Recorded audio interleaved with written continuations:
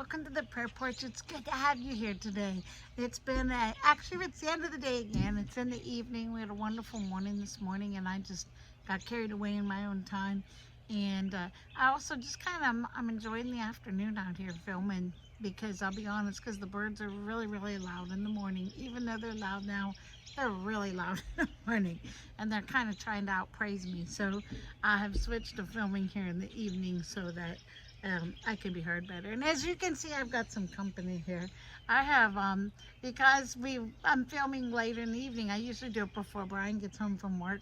But this evening we had to attend a funeral with some friends and a visitation. And so I said to him, I said, hey, I've got to go perform the porch. Why don't you come on out? And he was like, okay. So he's like, what am I supposed to say? Because I usually do this really unscripted, and he's very, as you can tell, he's very scripted. Yes. This is my partner in crime here. But it's kind of cool because the verse that we came to, that was in the verse that was on the Bible app today, brought me to a verse that was actually before it in the story, a scenario with it. So if you have your Bible, remember, don't take my word for it. Get your own Bible, grab it out. Go to 1 Samuel chapter 2 was the verse of the day, because it talks about Hannah's song. She prays this prayer and she says, my heart rejoices in the Lord because the Lord has made me strong. I want you to hear that part again. My heart rejoices in the Lord because it's the Lord who made me strong. And it goes on, in which she goes on to say how God is holy and there's no one like God, and that He is her rock, and that He is what sustains her. But I had to go before that. You know, I always tell you, go before, go after, just to really get the gist of what's going on.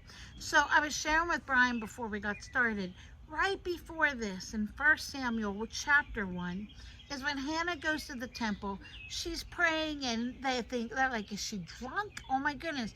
Her husband was the priest, the high priest, and they're like, how dare she come in here? And she's praying, but she was just weeping before God. Just weeping before God and saying, why won't you bless my womb? Please bless my womb. I just want a child. That's all I want, is a child. And so then it comes here, and I'm going to let Brian read this part for me, and I'm going to kind of skip around a little bit. So by this time, though, the babies are here. The baby's here. We're going to go to the end of the chapter where it says here, at the beginning of, I can't see the number. What's the number? 1 Samuel chapter 1, verse 19. In verse 19, it talks about, she says this prayer, they go home, she and her husband have a relationship, and she ends up bearing a child. And she has this child, and she realizes, I have asked God for this, and God has been faithful. He truly was the rock. He was what was there for me. So I started thinking this is a wonderful one for Brian to come out, because this is really our story. This is a story that we had shared together too. We, I may have heard me mention on here before, but we had lost 3 children. We had miscarriages and was told that they weren't sure that we would be able to bear children at all. Mm-hmm. And it's probably one of the most difficult times in our relationship.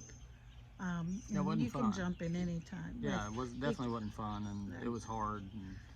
It was hard from both perspectives, I think, and it was a growing time in our relationship because, and trying to comfort each other and still go through the same grieving.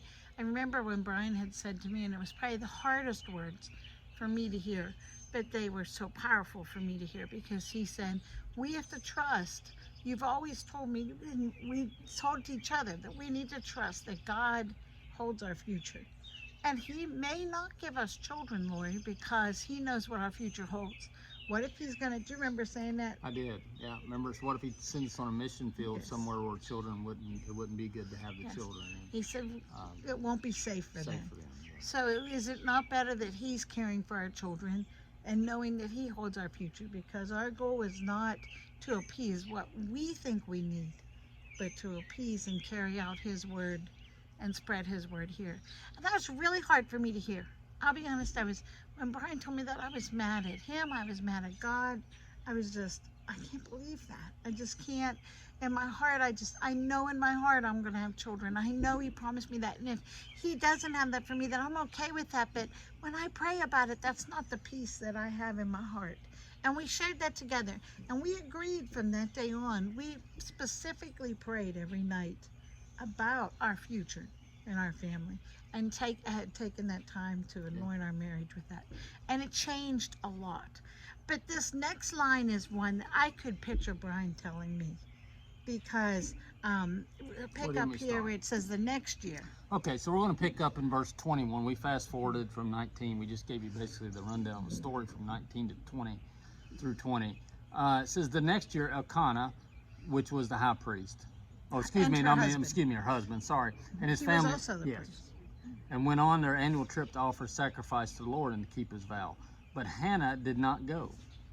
She told her husband, "Wait until the boy is weaned, then I will take him to the tabernacle and leave him there with the Lord permanently." Okay, now think about that. I have a real hard time thinking that. Yeah.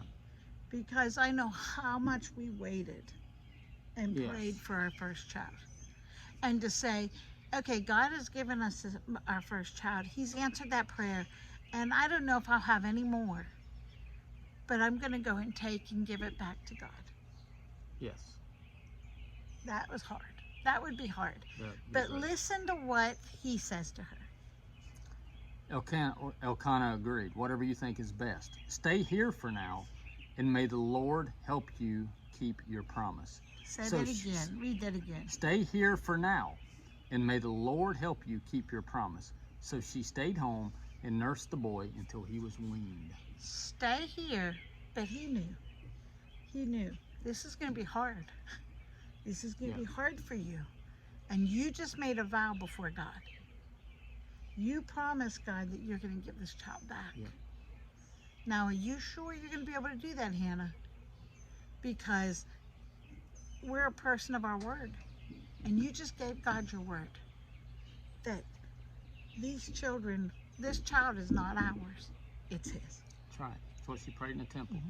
Because she understood. Notice what he was doing. He was going to give their offering, their first fruit, their sacrifice. They always gave the best when they went to the temple. And she said, when I come to the temple, I'm going to give the best that I have, which is what I've wanted all my life, the desire of my heart.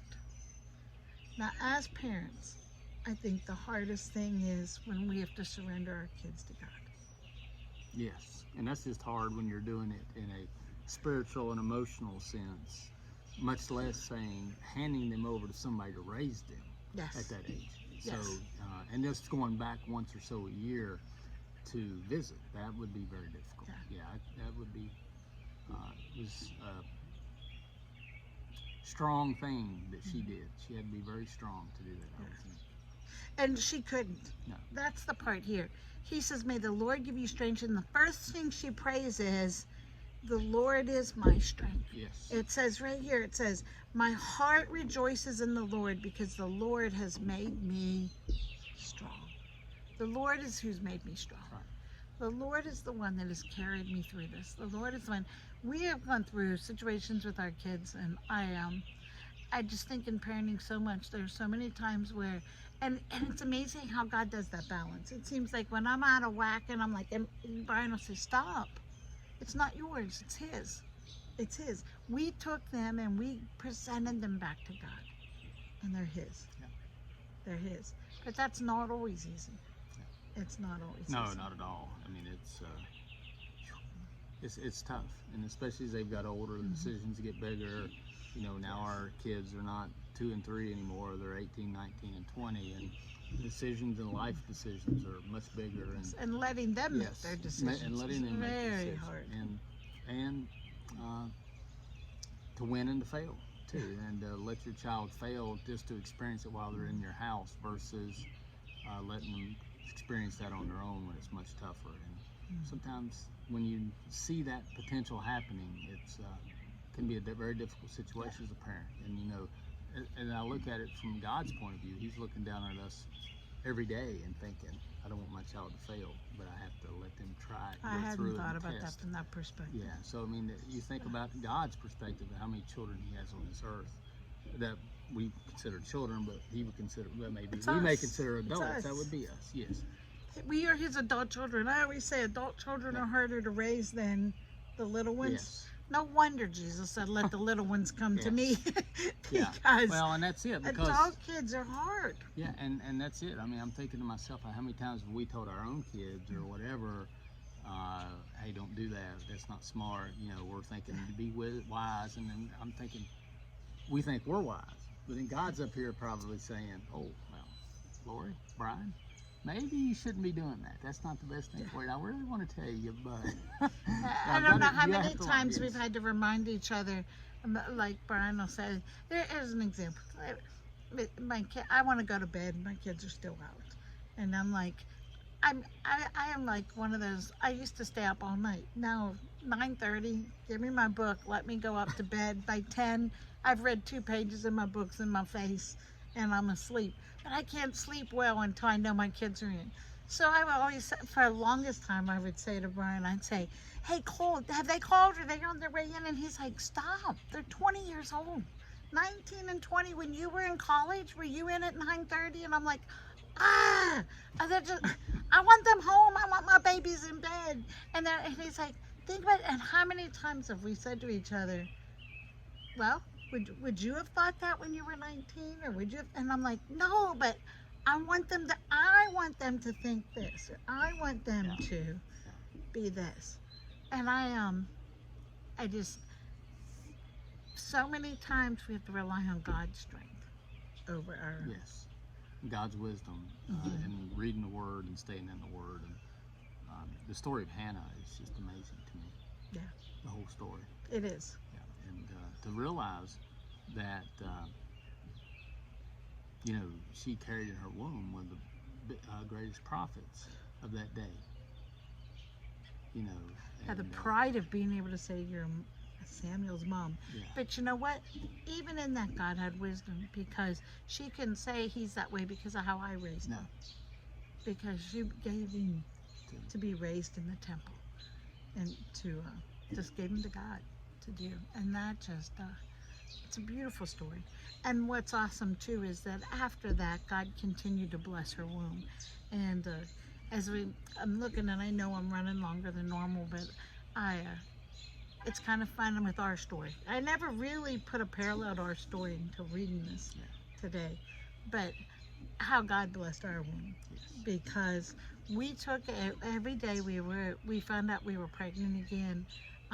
After we had agreed, Brian, we started literally praying about it more than we had before. And we were like, no, we need to pray, God, if we're to have this child, then we give you this day, we give you this moment, we give you this. And when we found out we were pregnant, every day we would lay our hands on my stomach and just say, thank you for this day. Thank you for this day. If this is the last day we have with this baby, thank you for this day. And we accepted that might be it. That might be it. We may wake up tomorrow and not have this baby anymore. And so we, and in that time, in that 9 months, I think God just brought us all together so much that when we did have Eliana, actually her name means my God has answered me, and that's right. A really cool story for another time. But when we had Eliana, the birth experience was phenomenal, because it was not like any other birth experience ever. But even the doctor told us that, because I didn't have labor pains really. I felt her coming, and boom, she was there, and it was just a beautiful thing. But well, this is the wild part. We took her, and when she was just her first days home, we took her to the Mount Mission School's concert at church. And that Sunday we took her to church, and I said, we got to take her forward and give her back to God. We need to thank God for giving us this child. Right. And little did we know that God was going to bless our womb 2 more times. And the irony of it is it wasn't until we had our 3rd child that Dr. Blattner, I said, oh my goodness, we've just had 2, I mean, literally my second is 10 months from the first, and then Ariel's 18 months after. 18 months after, which I was like, I can't believe this. Dr. Blattner was our neighbor, and I was teasing him, and I said, I know you're putting in a pool, and you know we pay cash. I said, something's got to be done. I'm like over 40 here, and I'm still having babies. And he said, I think you're done. He said, did you not realize? And this was the wild part. Just like God continued to bless Hannah's womb, our babies were all born on the due dates or near the due dates of our miscarriage. Yes. And he said, I think God's given you back what's been taken away. And what I realized is he was wrong. God gave us back, but not what was taken away. God gave us back his strength to be able to walk in his will and his time with what he had for us. And that's what Samuel is. That's what Samuel's doing. So he's giving me the time. He's tapping the watch because he knows it's the time. He's my time manager here. Time manager. So, and we have some friends out here that I've noticed since you've started. okay. And they're biting my back, and the bugs are out. Yeah, I think it's nighttime, so it must be mosquito time. I thought he was talking. There was a friend. There's a friend from his office that said he was going to listen tonight just because Brian's on there. So Connor, if you're on there, you need to be watching this every day, not just when Brian is on here. That's All right. right. So now I'll know if you watched or not because you'll say so. Well, thank you all for letting me share the time with you tonight. It was sort of a surprise to me. Sorry I was not as prepared as I normally would be, but I didn't give him a enjoyed script. it. I enjoyed it tonight thoroughly. So Hey, get in the Word. Read it. 1 Samuel. But be like Hannah. Realize that when we are weak, He is strong. Especially when we're doing something for Him that's right. and we're surrendering to Him. He will give you the strength to surrender to Him. That's right. So, hey, see you tomorrow on the prayer porch. Like, share, hey, subscribe, and share it with somebody who you think might be able to benefit from it. Have a great day.